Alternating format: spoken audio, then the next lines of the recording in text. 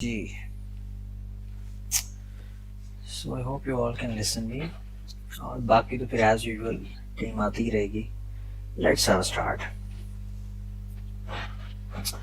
बिस्मिल्लाहिर्रहमानिर्रहीम। आज एक तो मैं थोड़ा सा हेक्टिक डे था, अभी भी मैं वापस आया हूँ, तो मैं थोड़ा इतना चार्ज नहीं हूँगा, लेकिन आज के टॉपिक जो है ना ये बहुत इम्पोर्टेंट है।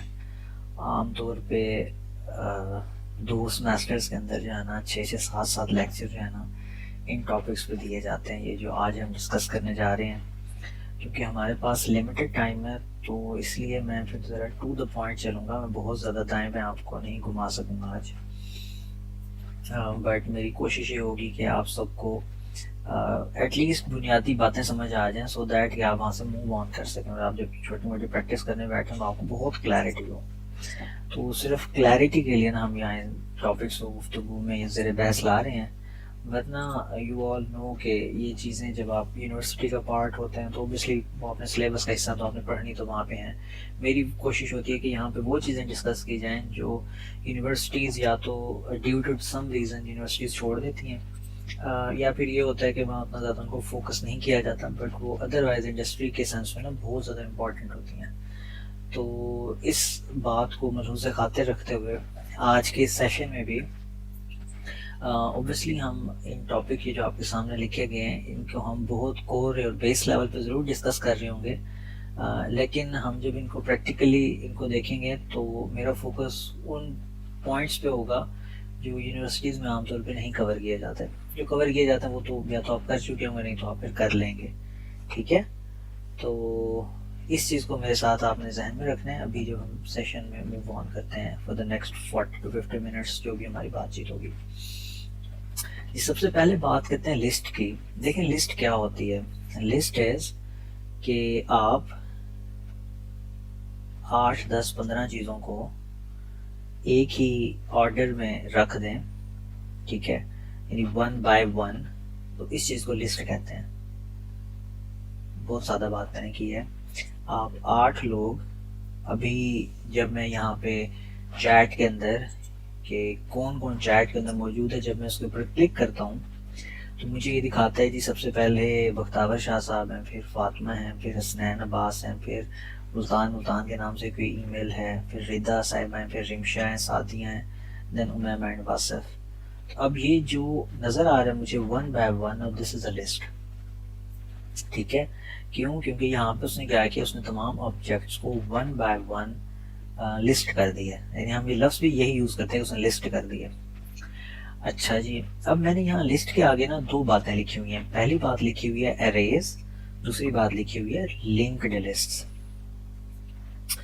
इनमें फ़र्क क्या है? देखिए, होती दोनों लिस्टिंग हैं।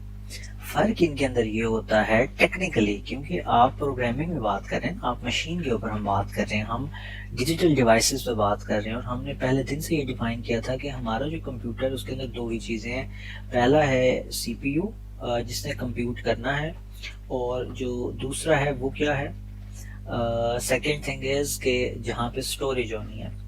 वो जो स्टोरेज होनी है जहाँ पे वैल्यूज, तो अगर ये पूरी लिस्ट के जितने भी आप लोगों के नेम्स हैं, अगर ये कंसेक्यूटिव सेव होंगे मेमोरी के अंदर, यानी जो एक सेल अलॉट हुआ पहले नाम को बख्तावर शाह साहब को, तो अगर मेमोरी के अंदर दूसरा सेल अलॉट हो फातिमा को, तीसरा हसनैन को, यानी फ्लो के अंदर अगर अलॉट हो और वो कंसेक्यूटिव हो एक के बाद एक, तो वो फिक्स जो है बड़ा कंटेनर बन जाए जिसके अंदर ये छोटे कंटेनर के अंदर ये वैल्यूज पड़ी हों, तो इस सिचुएशन को हम कहते हैं, इसको अरे है।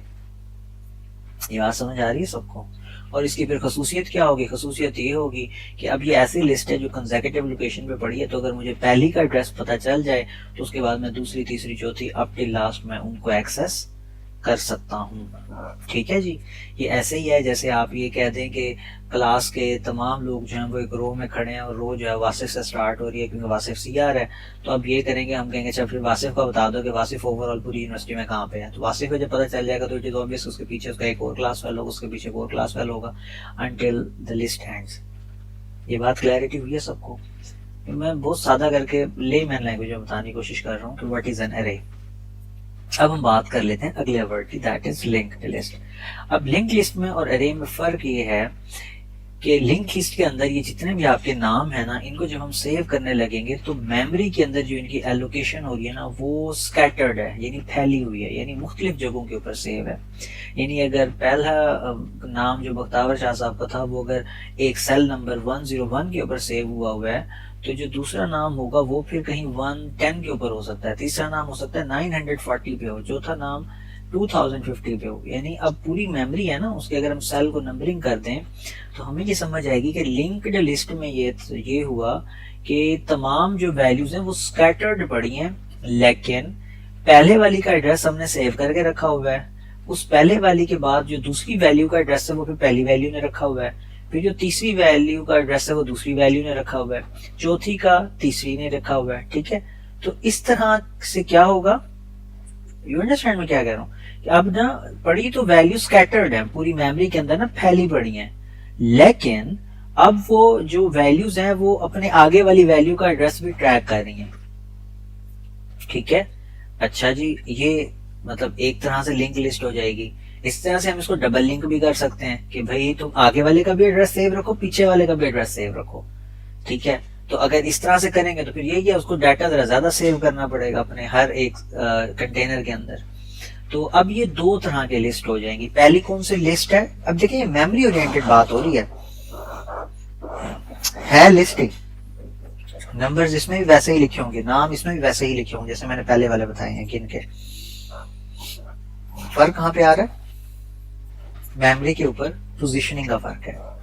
तो आई होप कि अभी तक जो हमारी बात है वो सब क्लियर हो चुकी है। तो मैं रिपीट कर रहा हूँ, समराइज कर रहा हूँ पिछले 3 मिनट की जो मैंने कहानी की है, कि अगर आप लोगों के नाम एज अ लिस्ट हमने सेव करने हो, वो मेमोरी के ऊपर कंसेक्यूटिव लोकेशन पे रखवा दिए जाएं तो एरे होगा, स्कैटर्ड पोजीशन पे रखवा दिए जाएं जहां पे एक वैल्यू अपने अगली वैल्यू का एड्रेस सेव कर रही हो, या अपनी अगले के साथ पिछली वैल्यू का भी एड्रेस सेव कर रही हो, तो इस तरह की अगर सिचुएशन हो स्कैटर्ड वैल्यूज को हम फिर उसको क्या कौन सी लिस्ट कहेंगे, लिंक्ड लिस्ट, क्योंकि अब उसमें एक वैल्यू दूसरी वैल्यू के साथ थ्रू एड्रेसेस लिंक्ड है। ये बात समझ आई सबको कि नहीं आई?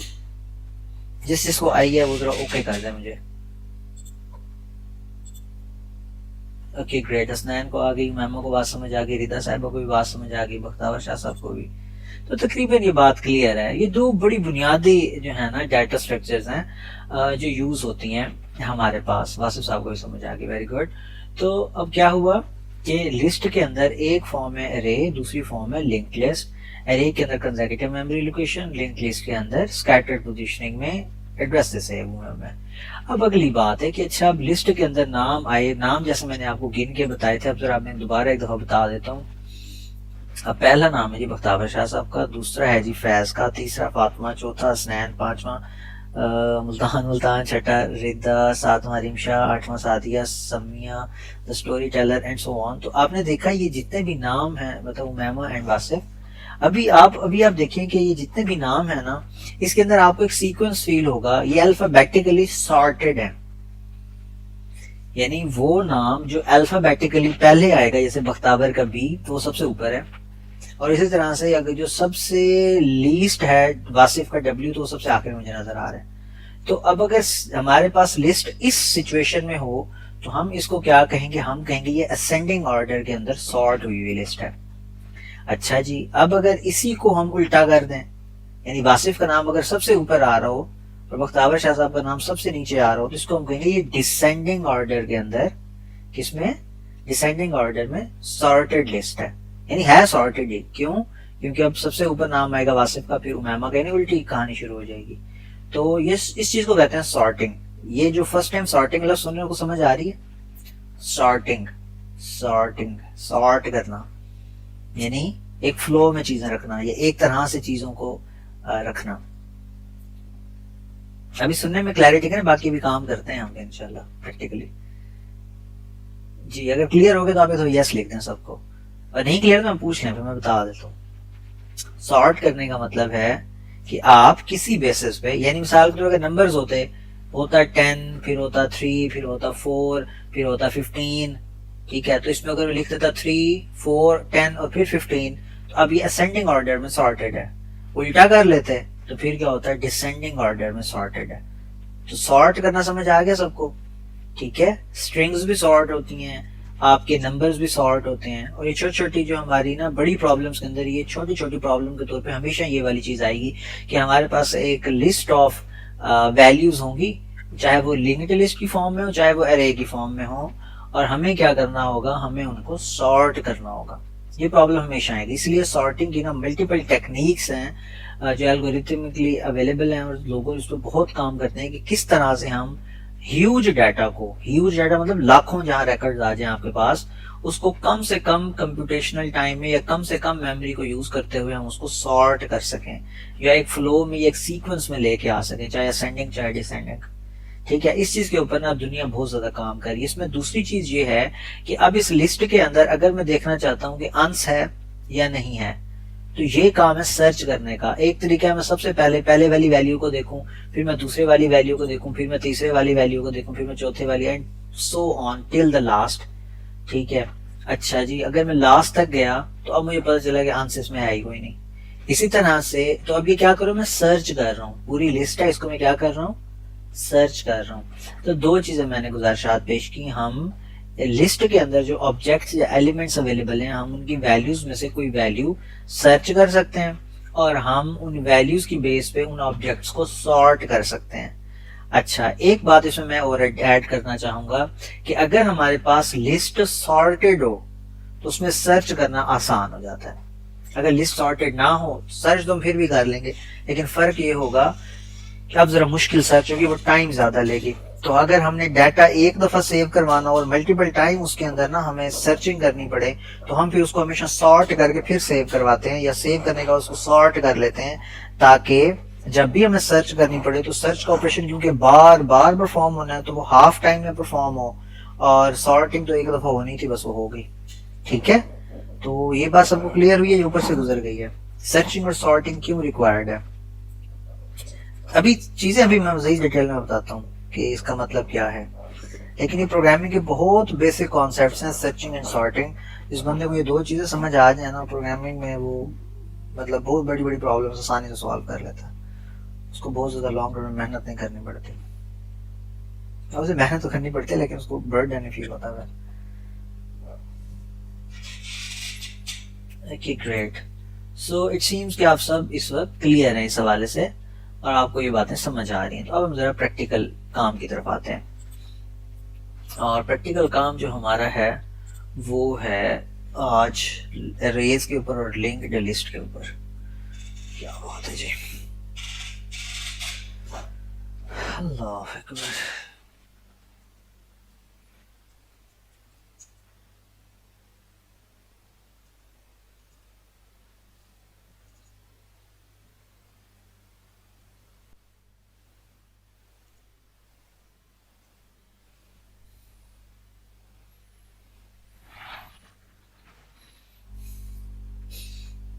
तो अगर आप में से किसी को एरे मजीद डिटेल से देखना है तो आप यहाँ से आगे इसको समझ सकते हैं, एरे इसको, ठीक है।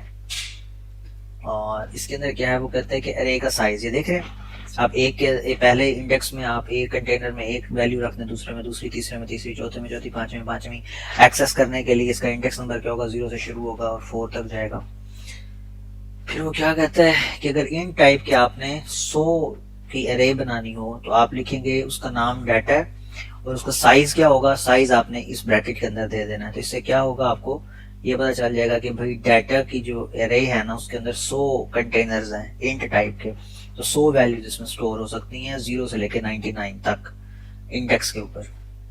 फिर उसने कहा कि भाई ये क्या हो गया गलती से, एनीवेज वो कहता है कि भाई डाटा टाइप और एरे नेम और उसका एरे का साइज देख रहे हैं, ये उसने उसका दे दिया, क्या इसको कहते हैं अपनी जुबान में, क्या कहते हैं यार, सिंटैक्स दे दिया। फिर for example float mark of 5, तो फ्लोट टाइप के 5 कंटेनर बनाओ, उनको एक ही नाम दे दो मार्क, तो मार्क ऑफ 0 पे ये पड़े, मार्क ऑफ 1 पे ये पड़े, mark of 2, mark of 3, mark of 4, तो टोटल ये 5 बन गए, 5 कंटेनर, लेकिन ये कंसेक्यूटिव मेमोरी लोकेशन के ऊपर असाइन करो। आगे how to initialize an array.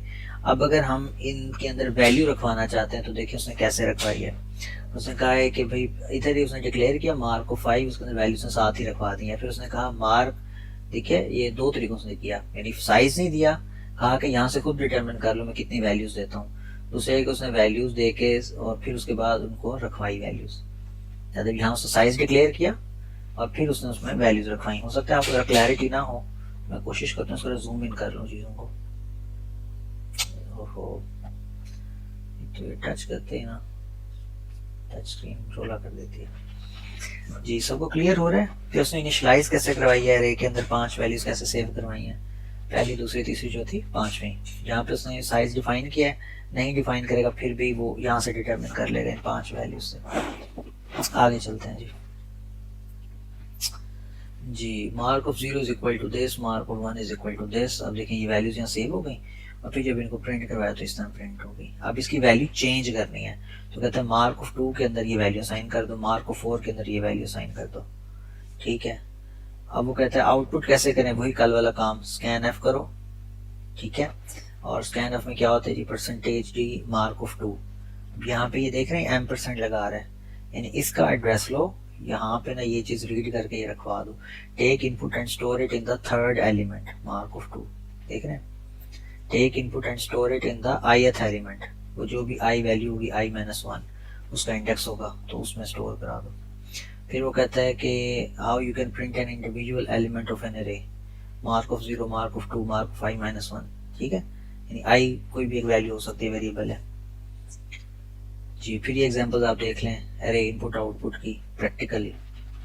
Main का फंक्शन बनाया, वैल्यूज ऑफ 5, उसके अंदर उसने कहा 5 इंटीजर्स लो, लूप लगाया और उसने कहा स्कैन एफ करते जाओ और वैल्यूज ऑफ 5 के अंदर जो है ना लेते जाओ वैल्यूज। फिर क्या करो, अब डिस्प्ले करवा रहा है तो अब फिर इसको प्रिंट एफ करवा रहा है, स्कैन एफ, ठीक है, to read and print F to write console के ऊपर। कंसोल का पता है सबको, ठीक है। फिर ये इसकी आउटपुट हो गई कि इंटर 5 इंटीजर्स, ये displaying integers, पहला दूसरा तीसरा चौथा पांचवा। Here we have used a for loop to take 5 inputs from the user and store them in an array, then using another for loop these elements are displayed on the screen। अब average calculate करनी है। अच्छा, पहले वाली जो problem थी सबको पहले समझ आ गई ना, एग्जांपल 1 के अंदर जो है array इनपुट एंड आउटपुट की जो थी, सबको क्लियर है, तो मसला तो नहीं है इसके अंदर।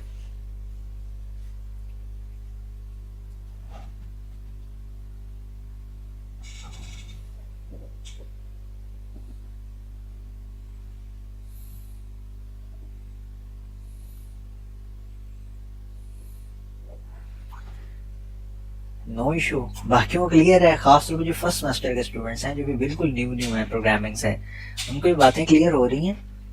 अगर नहीं हो रही तो अभी तो मैं जानबूझ के ऐसे रीड करता जा रहा हूँ, तो मैं रिपीट भी कर देता हूँ, प्रैक्टिकली हम परफॉर्म करके भी देख लेते हैं। वरना मैं चाह रहा हूँ आप लोग अगर लैपटॉप पे हैं तो ये लिंक आपके सामने है, programmers.com/c-programming/c-array, आगे नहीं कह सकता हाइफन, तो बल्कि हाइफन इसी को कहते हैं शायद।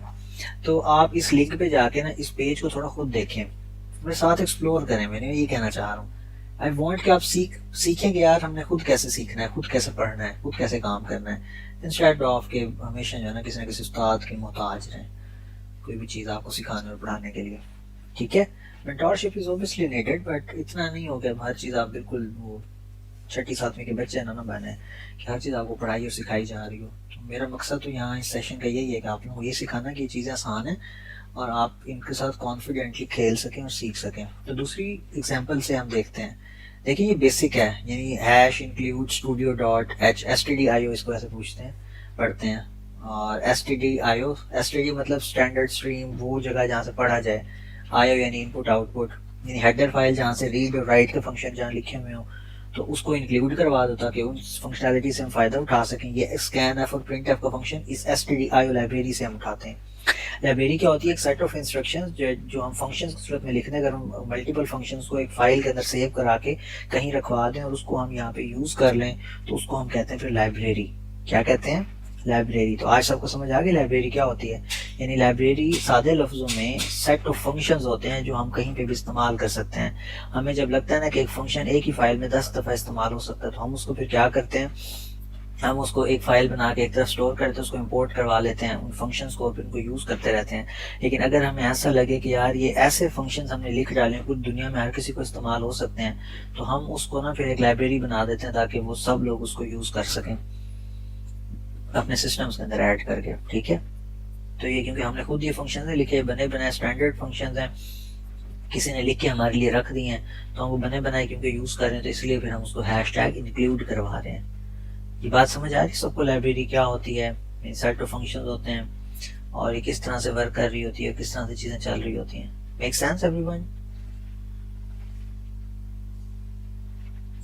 अब अगली बात आते हैं कि इसने एक फंक्शन बनाया, फंक्शन का नेम है इंट मेन, यानी ये मेन फंक्शन है। इस फंक्शन में के अंदर जो है ना जो कोड करेंगे वो हमारा एक्चुअल कोड होगा, फर्दर जो है वो सेकेंडरी कोड होगा जो ये मेन फंक्शन यूज़ कर रहा होगा।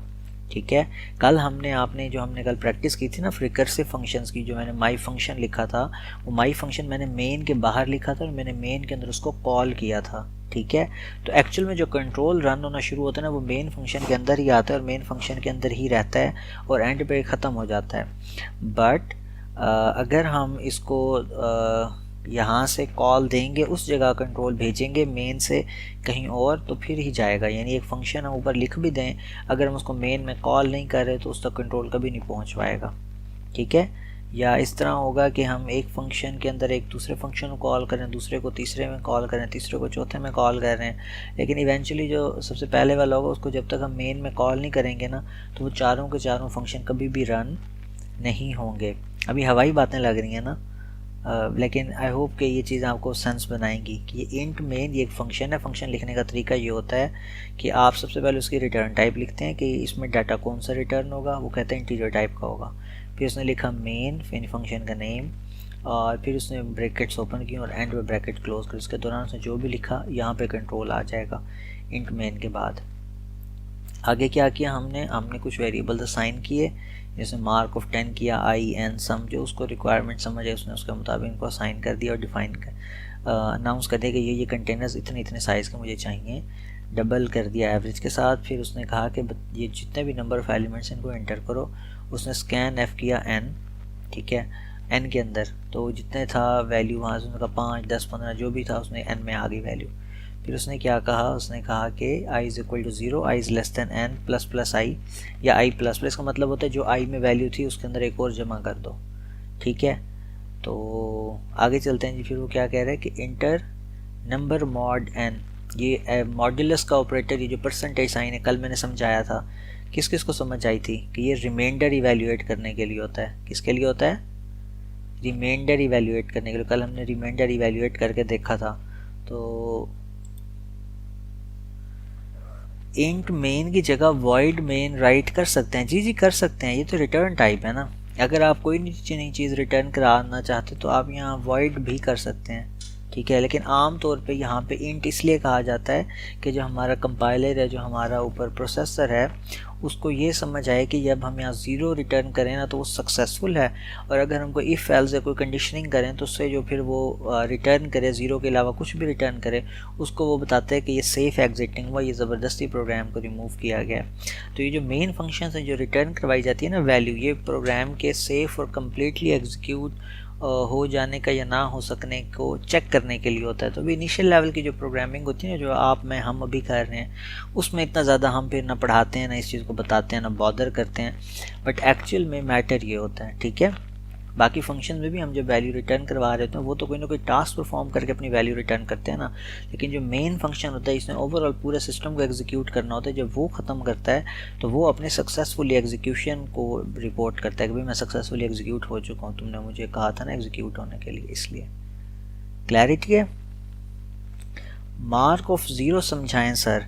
बेटा देखिए, मार्क्स जो है ना उसने बनाई है एरे मार्क्स की, यानी 10 कंटेनर हैं इंट टाइप के, उनको इकट्ठा करके उसने एक लिस्ट बना दी है जो कंसेक्यूटिव मेमोरी लोकेशन के ऊपर इंटीजर वैल्यूज असाइन हुई हुई हैं।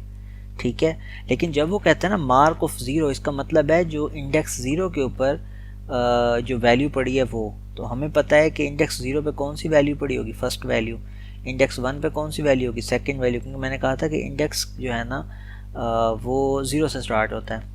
ठीक है, तो पहले एलिमेंट का इंडेक्स कौन सा होगा, 0। तो इसलिए मार्क्स ऑफ 0 यानी पहले इंडेक्स, पहला जो एलिमेंट है सॉरी उसका इंडेक्स।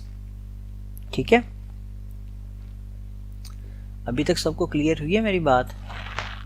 तो मेन फंक्शन क्या होता है? मेन फंक्शन प्रोग्रामिंग के अंदर, ये सारी प्रोग्रामिंग लैंग्वेज में मैं सेम बात कर रहा हूँ कि कोई भी प्रोग्रामिंग लैंग्वेज है उसके अंदर जब कभी आप पढ़ना शुरू करेंगे या काम कर रहे होंगे तो हो ये रहा होगा कि मेन के अंदर से कंट्रोल इंटर होगा और वो जो इंस्ट्रक्शंस मेन में लिखे हैं वो एग्जीक्यूट करेगा।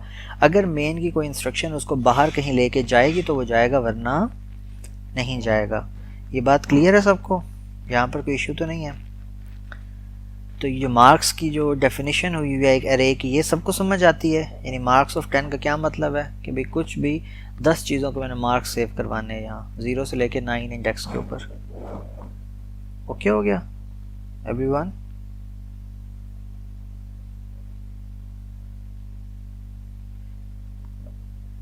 अभी भी किसी का कोई क्वेश्चन है तो मुझसे यहीं कर सकते हैं, क्रॉस टॉक करें। मैं am waiting for it actually. मैंने तो चीज़ें बहुत सादा हो जाएंगी आप लोगों के लिए, जो के हो चुकी हैं, अब तो मुश्किल लग भी नहीं रहा। तो हमने क्या किया, हमने एरे डिफाइन कर लिया। अब अगला काम हमने क्या किया, अब हमने पूरी एरे को ट्रैवर्स किया। अच्छा, लफ्ज़ ट्रैवर्स टेक्निकल वर्ड है, इसका मतलब होता है कि एरे की जितनी लोकेशंस हैं ना, पोजीशंस हैं, उन तमाम पोजीशंस पे 1 बाय 1 जाना और उनकी वैल्यूज़ को एक दफ़ा एटलीस्ट परखना, देखना, चेंज करने की ज़रूरत पड़े तो करना, नहीं तो वैसे ही रहने देना। तो अगर हमें उन वैल्यूज़ को एक दफ़ा देखना पड़ रहा हो तो इसको हम कहते हैं ट्रैवर्सिंग एन एरे, या एरे को ट्रैवर्स करना, TRAVERS, ट्रैवर्स करना। ठीक है, यानी ऐसा हो कि एक रो के अंदर 15 घर हों, मैं देखना चाह रहा हूँ कि अहमद किस घर में बैठा है। सबसे पहले पहला घर देखूंगा, फिर दूसरा, तीसरा, चौथा, पांचवा, जब तक अहमद मिल नहीं जाता। और हो सकता है मुझे 15 के 15 देखने पड़ रहे हो, अहमद कहीं भी ना हो। अब ये जब 15 के 15 घर देखूंगा तो हुआ क्या, ये 15 लोकेशंस में हमारे इंडेक्स कंटेनर से मैंने तमाम कंटेनर्स देखे, अहमद मुझे कहीं नहीं मिला, तो मैंने पूरी एरे को ट्रैवर्स किया। ठीक है, कंसेक्यूटिव मेमोरी लोकेशन है ना, ये जो एक के बाद एक मकान है। तो यहाँ बात क्लियर हो रही है सबको? तो ट्रैवर्सिंग एन एरे की समझ आ गई, सॉर्टिंग एन एरे की समझ आ गई, सर्चिंग एन एरे की समझ आ गई, फॉर लूप लगा के पूरी एरे में घूमना फिरना आ गया, एरे डिफाइन करना आ गई, मार्क्स ऑफ 10 लिख के इंट के साथ। देख रहे हैं कि अगर मार्क्स ऑफ 0 है तो हम पहले एलिमेंट को एक्सेस कर सकते हैं, मार्क्स ऑफ 1 है तो दूसरे एलिमेंट को, मार्क्स ऑफ 3 है तो फोर्थ एलिमेंट को। समझ आ रही है ना सबको? Okay good. अब अगर समझ आ रही है तो मैं ये चाहता हूँ आप सब के लिए, आपको ना मैं ये टास्क देना चाह रहा हूँ कि आप सब ने आज की डेट में विदाउट वेस्टिंग एनी टाइम, हम बहुत ज़्यादा लंबा लेक्चर नहीं करेंगे, मैं आप लोगों से ये चाहता हूँ कि आपने ना ये 3 टॉपिक्स ये जो आज हमने लिखे हैं ना, arrays, linked list, searching an arrays, sorry searching a list and sorting a list, आपने ना इन टॉपिक्स को ना क्लियर करना है अपने लिए। ठीक है, आप जितने भी प्रोग्रामर्स हैं, प्रोग्रामिंग कर रहे हैं, आपको मैंने स्टार्ट में रिक्वेस्ट की थी कि वीकेंड के ऊपर हम डेली एक लेक्चर घंटे का भी कर रहे होंगे, लेकिन घंटे के टास्क के साथ मैं आपको 3-4 घंटे टास्क भी दिया करूँगा, काम भी। क्योंकि जब तक आप खुद काम नहीं करेंगे आपको समझ ही नहीं आएगी। मेरी कहानी सुनने से थोड़ी समझ आ जाती है प्रोग्रामिंग की, मतलब आइडिया क्लियर होगा, काम करने से आता है। तो अभी मैं आपको ये रिक्वेस्ट कर रहा हूँ कि आप सब ने इस पर फोकस करें, और फोकस इस तरह से करें कि आप ये जो इसने बहुत अच्छा इसने ये कवर किया हुआ है, C programming array, multi dimensional arrays, C arrays and functions. ठीक है, इनको आपस में कैसे वो डील कर रहा है। फर्दर जो है इसमें आप लिंक्ड लिस्ट को यहाँ पे सर्च कर सकते हैं। ठीक है, एरे के साथ साथ एरेज मैंने अभी लिखा था ना,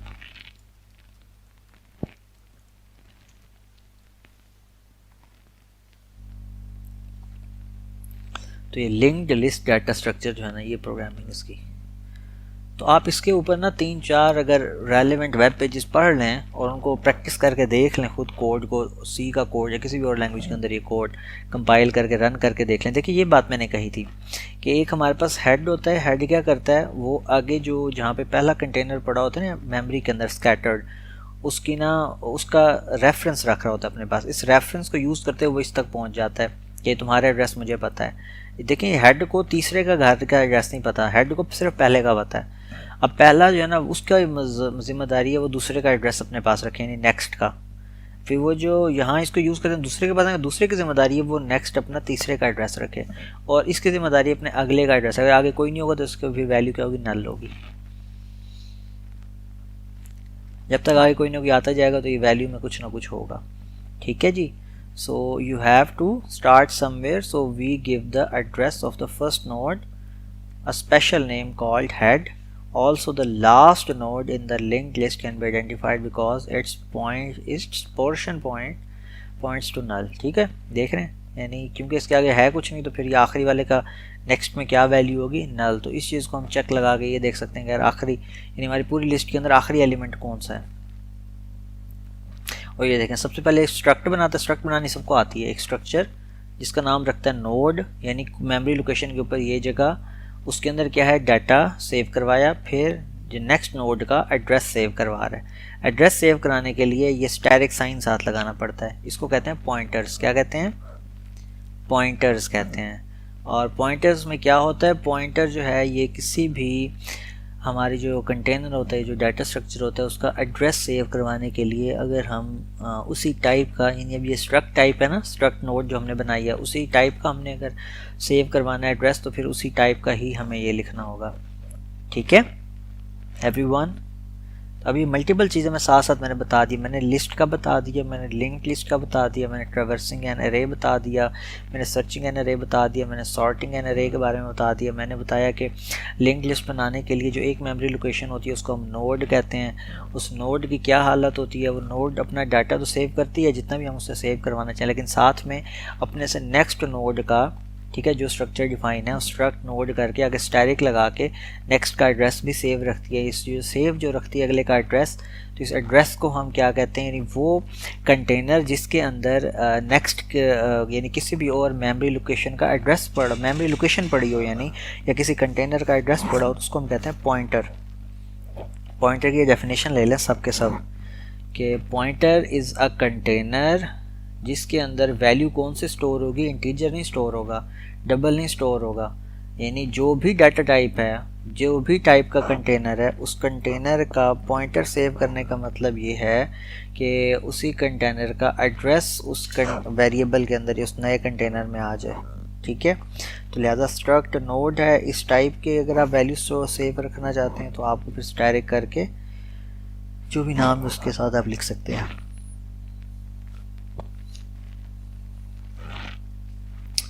और इसके अलावा मज़ीद हमने क्या बात की नोड के हवाले से, लिंक लिस्ट को हमने देख लिया। ठीक है, और लास्ट वाला जिसमें नोड्स के अंदर सबसे आखिरी नोड होगी, उसकी खासियत क्या होगी कि क्योंकि उससे आगे कुछ नहीं है तो फिर वो नेक्स्ट के अंदर क्या सेव करवाएगी, नल वैल्यू सेव करवाएगी। ठीक है, ये बात क्लियर है सबको। तो आज हमने लिंक लिस्ट और नोड्स के बारे में बड़ी डिटेल में बातचीत कर ली, और अब मैं चाह रहा हूँ कि देखें आप ये चीज़ ज़रा देखें, रिप्रेजेंटेशन ऑफ लिंक लिस्ट ने कहा कैसे हो रही है। उसने कहा कि इनिशियलाइज करो नोड को, हेड का पॉइंटर बना रहा है, अच्छा वन का देखिए, वन नाम के साथ पॉइंटर बना रहा है नोड टाइप का, या इसको जूम इन कर लेता हूँ, आई होप कि आप क्लैरिटी होगी सबको।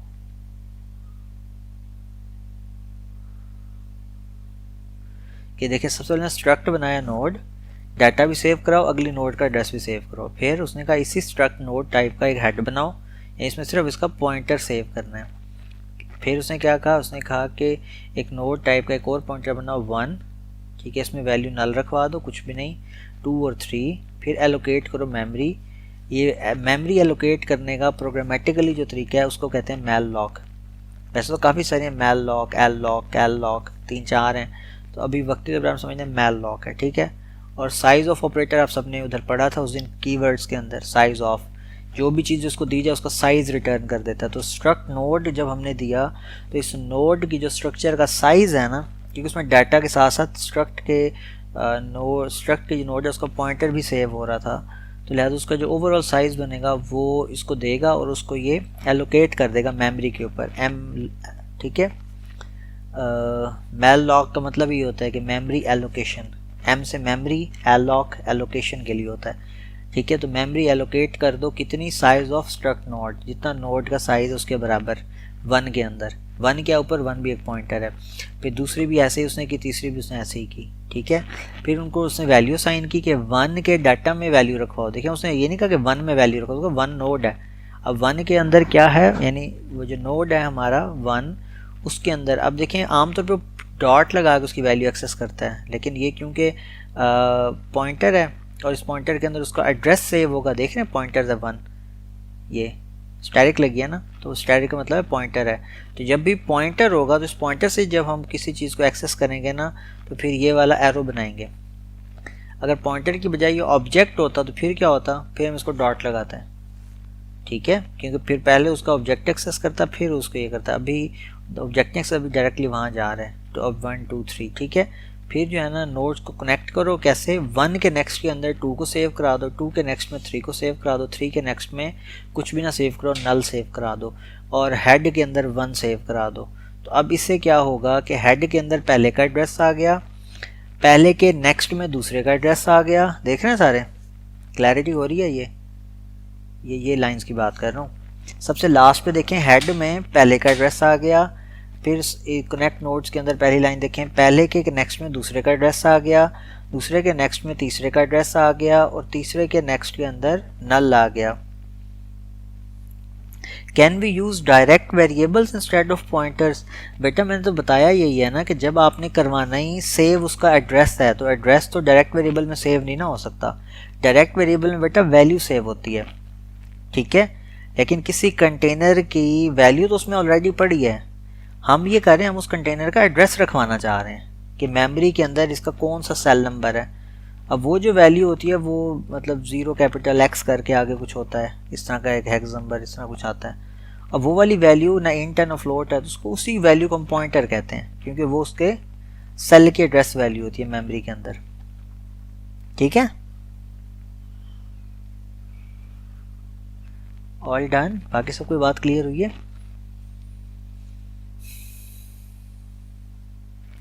तो वो कहते हैं if you did not understand any lines above, तो देखें ये चीज़ हो गई, ठीक है जी। फिर फर्दर क्या कहता है, कहता है ये काम कर लो। The power of a linked list comes from the ability to break the chain and rejoin it. हम कहीं पे किसी भी एक जगह से आके इस लिस्ट को ब्रेक कर सकते हैं। ऐसा हो सकता है कि हम 1 2 3 और लास्ट की बजाय हम क्या करते हैं 1 3 लास्ट और फिर 2 कर देते हैं। तो इसमें चीज़ें क्योंकि एक से साथ सिर्फ एड्रेसेस ही सेव हैं, तो अगर हम दो का एड्रेसेस आपस में स्वैप करा दें, स्विच करा दें तरीके के साथ विदाउट वेस्टिंग एनीथिंग, तो वो बहुत अच्छा, यानी हम यहाँ पे कंप्यूटेशंस और कैलकुलेशंस और लॉजिक्स बना सकते हैं। तो ये इसमें बड़े मज़े की चीज़ है। फिर ये कि इस लिस्ट के अंदर अगर दरमियान में मैं कोई एलिमेंट ऐड कराना चाहता हूँ तो मैं कर सकता हूँ। एरे के अंदर ऐसा सीन नहीं था। एरे में अगर एक दफ़ा वैल्यू फिल हो जाए, 10 वैल्यूज़ हैं, 10 के 10 आपने सेव करवा दी हैं, तो कोई डिलीट होगा तब भी उसमें आप चीज़ ऐड कर सकते हैं आगे। लेकिन अगर स्कैटर्ड मेमोरी में चीज़ें एलोकेटेड होंगी तो फिर यह है कि आप इसको ईज़िली यूज़ कर सकते हैं, आपको ज़्यादा बॉदर करने की ज़रूरत नहीं है। यहाँ तक क्लियर है हम सब, एवरीवन? तो आप किसे गुजारिश ये है कि देखें, इसने बहुत मज़े का कोड, जिसने पाइथन में भी इसको इम्प्लीमेंट किया है, जावा में भी किया है, सी में भी किया है, C++ में किया है। बस स्काला के अंदर इनको ना थोड़ा लड़ाई है, उसमें हम इंशाल्लाह हम इनसे करवाएंगे। एनीवेज हम खुद कर लेंगे, हमें क्या ज़रूरत है किसी से करवाने की। तो अब मेरी गुजारिश सबको समझ आ गई है। आज की डेट में आप सबने क्या करते हैं, आपने ये जो बेसिक एक देखें, मैंने लेक्चर की पूरी एक ही स्लाइड बनाई है आज, अल्लाह के फजल करम से। काम चेक करें मेरे, वो भी अभी अब लेक्चर स्टार्ट हो रहा था 2 मिनट पहले।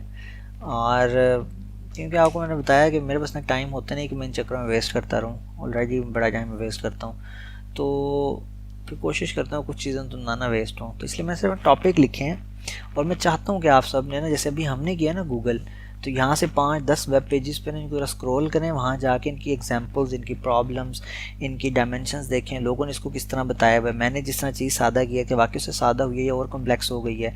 अब इसमें ना एक और चीज़ है जो भी मैंने नहीं बताई आपको, वो है सर्चिंग की और सॉर्टिंग की टेक्निक्स दोनों के अंदर। वो मैंने जानबूझ के नहीं बताया, मैंने कल के लिए बचा के रखी हैं। तो कल हम बात करेंगे इंशाल्लाह सर्चिंग की टेक्निक्स के ऊपर। 2 हैं, एक है लीनियर सर्च, एक है बाइनरी सर्च। बाइनरी सर्च कहते हैं ना उसको, हाँ, 2 हिस्सों में तकसीम करके फिर 2 हिस्सों में फिर 2 हिस्सों में, उसके मल्टीपल नेम्स हैं। तो सर्चिंग की 2 ही टाइप्स हैं, चाहे वो, और वो 2 टाइप में से जो लिंक लिस्ट है उसमें सिर्फ लीनियर सर्च लगती है, एक के बाद एक। जो एरे है उस पर दोनों तरह की सर्च लग जाती है। इसी तरह से सर्च तो बात आपको आज खुद भी आप देख सकते हैं, लेकिन सॉर्टिंग की टेक्निक्स ना बहुत ज़्यादा हैं। तो कल हम आते साथ थोड़ा सा सर्चिंग को 5-1 मिनट में ओवरव्यू करके उसका कोड्स वगैरह देख के आई होप कि आप सब खुद ही घर भी कर लेंगे। कल से मुराद जो नेक्स्ट फ्राइडे जब हम आएंगे तो फिर हम ना उसके ऊपर सॉर्टिंग के ऊपर हम ना काम शुरू कर देंगे। और सॉर्टिंग के अंदर ना मैं चाहूँगा यार, आपके पास पूरा हफ्ता है, 4-5 दिन है, तो आप में से जो लोग प्रोग्रामिंग में इंटरेस्टेड है ना उनको चाहिए कि इस चीज़ पे ना ज़रा फोकस करें। ये सॉर्टिंग की कम से कम आपको ना 10 टेक्निक्स आपको आनी चाहिए, ठीक है, कम से कम 10 टेक्निक्स, मतलब ज़्यादा भी आनी चाहिए, कोई मसला नहीं। इस पर बहुत ज़्यादा रिसर्च हो रही है और ये ओपन प्रॉब्लम जिसकी अभी भी एग्जिस्ट करती हैं, साल से इस पर काम चल रहा है, बट स्टिल इसके अंदर रिसर्च के लिए बहुत स्कोप है। और काफ़ी सारी ऐसी जगह हैं जहाँ पे हमने कंप्यूटेशनल या मेमोरी की कैपेसिटी या जो हमारी वो कॉम्प्लेक्सिटी है उसको हमें रिजॉल्व करने के लिए मल्टीपल ऐसे नई चीज़ें चाहिए होती हैं जिनको हम कर सकते हैं और हमें करना चाहिए। इसमें इवन हो सकता है आपको कोई $1,000,000 प्रॉब्लम्स भी मिल जाएं। आपको पता है $1,000,000 प्रॉब्लम क्या होती है? दुनिया की वो प्रॉब्लम्स जो अभी तक सॉल्व नहीं हुई प्रोग्रामेटिकली आईटी सेक्टर में, और वो ओपन चैलेंजेस हैं, जो भी करके आएगा उसको $1,000,000 इनाम दिया जाएगा।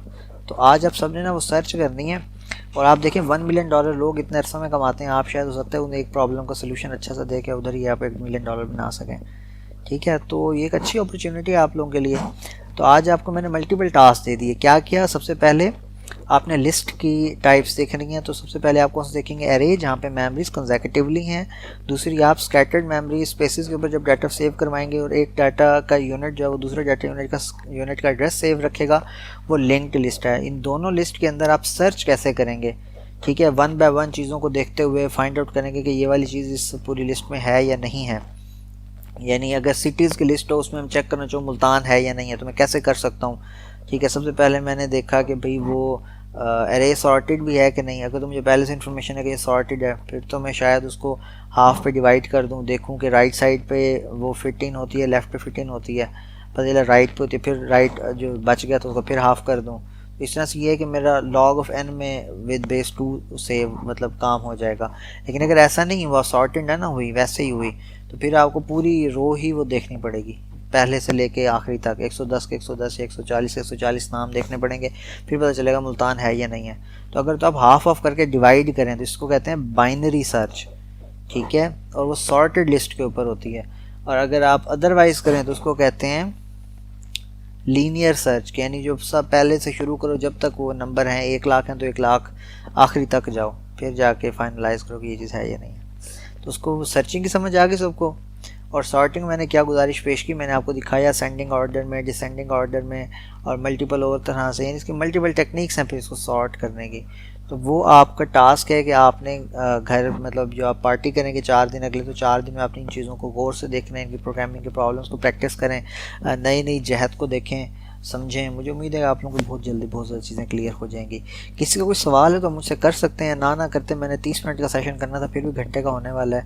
Otherwise we are going to end the session next week. हम मिलते हैं इंशाल्लाह और इससे एक कदम फिर आगे चलेंगे जी।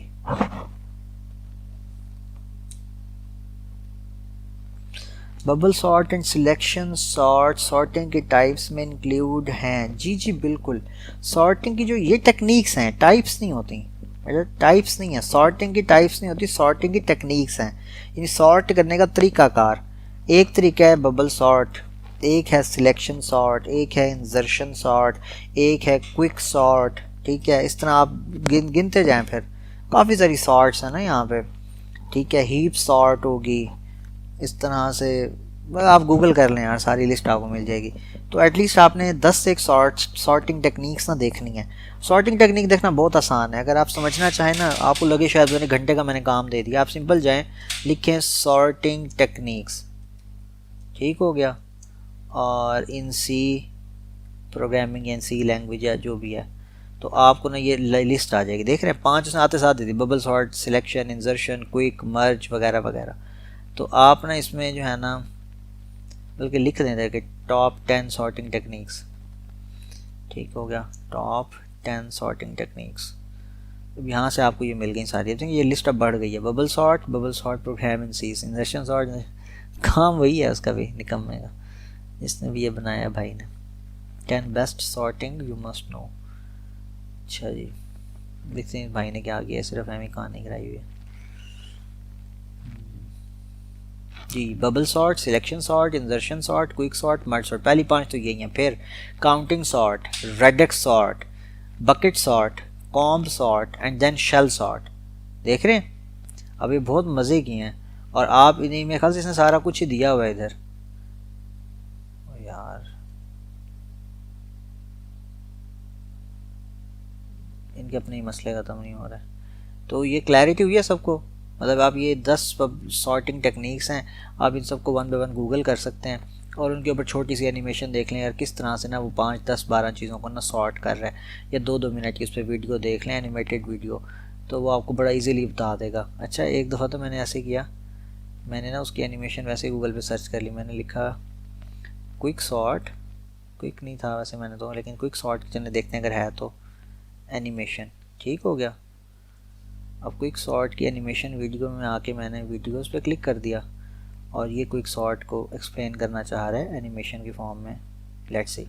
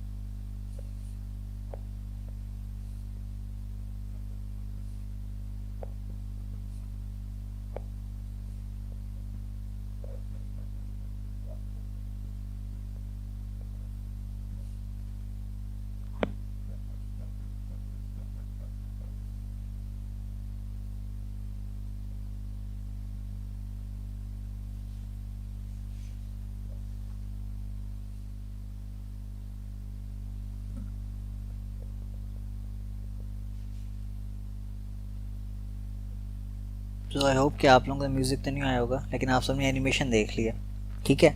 तो इस तरह से ना 3-3, 4-4 मिनट की ना हर एक शॉर्ट टेक्निक के ऊपर ना इन लोगों ने ना एनिमेशन वीडियोस बनाई हुई हैं, जिसमें बड़ा क्लैरिटी से ना स्टेप बाय स्टेप वो बताते हैं कि ये कहानी चाल कैसे रही होती है। ज़्यादा टाइम में आप ज़रा डिटेल में एक्सप्लेनेटरी वीडियो देख लें।